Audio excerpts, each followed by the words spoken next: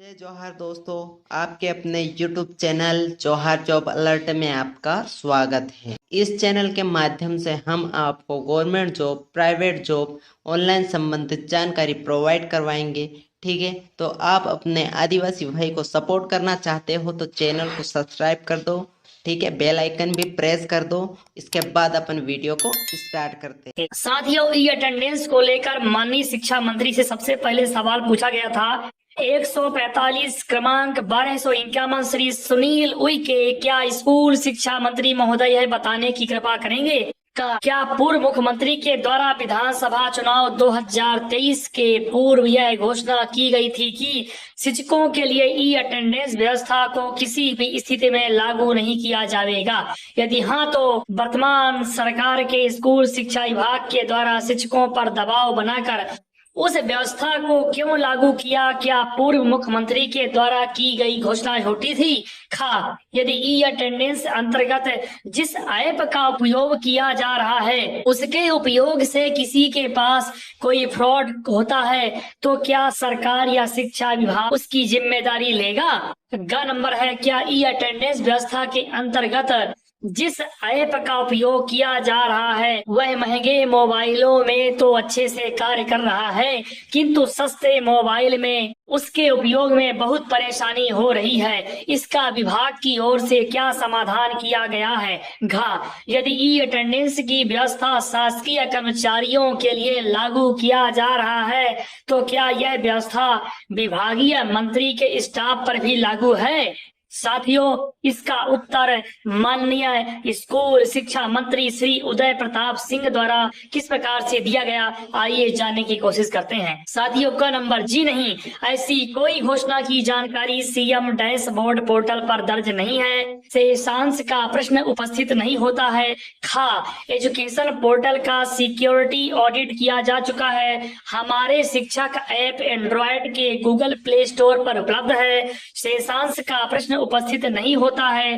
Number, समग्र शिक्षा stars परियोजना के अंतर्गत शिक्षकों को उनकी सहमति के आधार पर उपलब्ध कराए गए टेबलेट के माध्यम से भी उपस्थिति दर्ज कराने का विकल्प है।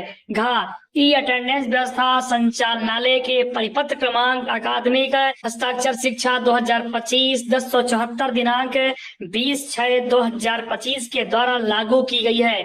शेषांश का प्रश्न उपस्थित नहीं होता है। साथियों, आगे देखते हैं कि शिक्षकों के ई अटेंडेंस को लेकर जनजातीय कार्य विभाग के मंत्री विजय शाह द्वारा किस प्रकार से ई अटेंडेंस को लेकर जवाब दिया गया। सबसे पहले 114 क्रमांक श्री नारायण सिंह पट्टा द्वारा सवाल किया गया। सबसे पहले हम इस सवाल को जानने की कोशिश करते हैं।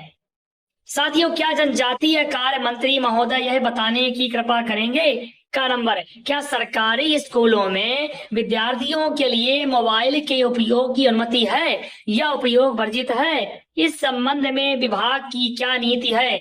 नंबर, क्या शिक्षक पढ़ाई छोड़कर मोबाइल के माध्यम से हर समय विभिन्न प्रकार की जानकारियां, आंकड़े, नित्य नए आयोजनों के फोटोग्राफ्स और प्रतिवेदन भेजते रहते हैं? शिक्षकों द्वारा मोबाइल से क्या क्या कार्य किए जाते हैं? मोबाइल के अधिक उपयोग से पढ़ाई में हो रहे हर्जाने को रोकने के लिए क्या विभाग कोई योजना बनाएगा? विस्तृत जानकारी दें। नंबर है, क्या शिक्षक अपने मोबाइल और इंटरनेट डेटा से विभागीय कार्य करते हैं और ई अटेंडेंस भी लगा रहे हैं तो क्या विभाग इन्हें मोबाइल भत्ता प्रदान करता है? यदि नहीं तो क्यों नहीं? क्या विभाग मोबाइल भत्ता प्रदान करने पर विचार करेगा? अब नंबर देखते हैं, यदि शिक्षक समय पर विद्यालय आता है और तकनीकी कारणों से ई अटेंडेंस नहीं लगा पाता तो क्या उसकी रजिस्टर में ली गई उपस्थिति मान्य होगी या उसकी उस दिन की अनुपस्थिति मानकर बिना सुनवाई के वेतन काट लिया जाएगा? क्या ई अटेंडेंस लगाने संबंधी आदेश में ई अटेंडेंस की पूरी पॉलिसी का उल्लेख है? यदि हाँ तो नीति की जानकारी दें, और यदि नहीं है तो क्या बिना पूरी नीति बनाए ई अटेंडेंस का पालन कराना उचित है? जानकारी दें। अंगा है, ई अटेंडेंस के लिए उपयोग किए जाने वाला EHRMS ऐप कितना विश्वसनीय है? क्या इससे शिक्षकों की व्यक्तिगत जानकारी लीक नहीं होने और आर्थिक धोखाधड़ी होने पर कोई खतरा नहीं है? स्पष्ट करें। अब इस प्रकार के माननीय सदस्य द्वारा प्रश्न पूछे गए माननीय जनजातीय कार्य मंत्री डॉक्टर कुंवर विजय साय से। आइए जनजातीय कार्य मंत्री डॉक्टर कुंवर विजय साय द्वारा किस प्रकार से जवाब दिया गया ई अटेंडेंस को लेकर जानने की कोशिश करते हैं। सबसे पहले का नंबर का जवाब, प्रचलित व्यवस्था अनुसार शिक्षण के दौरान विद्यार्थियों को मोबाइल का उपयोग वर्जित है। इस संबंध में विभाग की कोई नीति नहीं है। खा नंबर, जी नहीं, शिक्षकों द्वारा अपने मोबाइल से ई अटेंडेंस दर्ज करने का कार्य किया जाता है। शेष प्रश्न उपस्थित नहीं होता। ग नंबर, शिक्षकों द्वारा अपने मोबाइल से ई अटेंडेंस दर्ज करने का कार्य किया जाता है। शेष प्रश्न उपस्थित नहीं होता। घ नंबर, जी नहीं, किन्हीं कारणों से ये अटेंडेंस नहीं लग पाती है और शिक्षक उपस्थित रहकर ऑफलाइन रजिस्टर में अपनी उपस्थित दर्ज करता है तो उसे उपस्थिति मान्य किया जाएगा और वेतन नहीं काटा जाएगा। कार्यालयीन पत्र क्रमांक ID EHRMS 81/2025/20/487 दिनांक 24/9/2025 के द्वारा समस्त शिक्षकीय अमले को ऑनलाइन उपस्थिति ई अटेंडेंस दर्ज करने के निर्देश जारी किए गए हैं। पत्र एवं ई अटेंडेंस हेतु तैयार EHRMS ऐप के user manual attendance management system की जानकारी पुस्तकालय में रखें।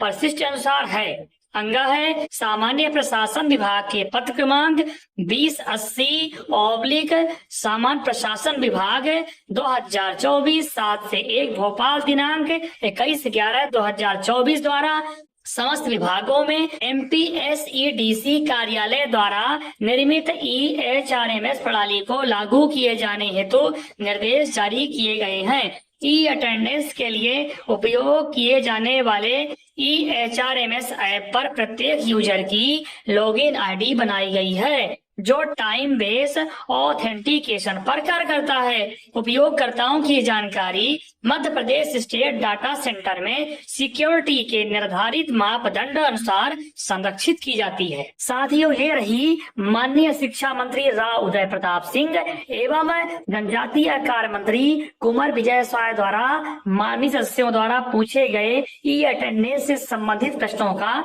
जवाब। माननीय शिक्षक साथियों, जब से मध्य प्रदेश में ई अटेंडेंस की शुरुआत हुई थी तभी से लगातार शिक्षक और शिक्षक संगठनों द्वारा विरोध चल रहा है और इस संबंध में लगातार सुनवाई न्यायालय में भी चल रही है। लेकिन अब बात वेतन पर आ गई थी। यदि आपकी ऑनलाइन उपस्थिति दर्ज नहीं हो पा रही है तो वेतन काटा जाएगा। लेकिन इसमें इस पत्र के माध्यम से स्पष्ट रूप से कहा जा चुका है माननीय शिक्षा मंत्री और जनजातीय कार्य मंत्री के द्वारा कि किसी प्रकार से वेतन कटौती आपकी नहीं होने वाली है। इस प्रकार से आप निश्चिंत रहिए, अपना अटेंडेंस लगाइए और अगर नहीं लग पाता है तो आपको चिंता करने की आवश्यकता नहीं है। सम्मानित शिक्षक साथियों, उम्मीद है कि ई अटेंडेंस से संबंधित ये वीडियो आपको इन्फॉर्मेटिव लगा होगा। ऐसे सभी इन्फॉर्मेटिव वीडियो का अपडेट सबसे पहले पाने के लिए हमारे चैनल को सब्सक्राइब अवश्य कर लीजिएगा, जिससे शिक्षा जगत से संबंधित तथा ई अटेंडेंस से संबंधित सारा अपडेट सबसे पहले प्राप्त हो सके। तथा वीडियो इन्फॉर्मेटिव लगे तो लाइक कीजिएगा और कमेंट में जय हिंद अवश्य लिखिएगा।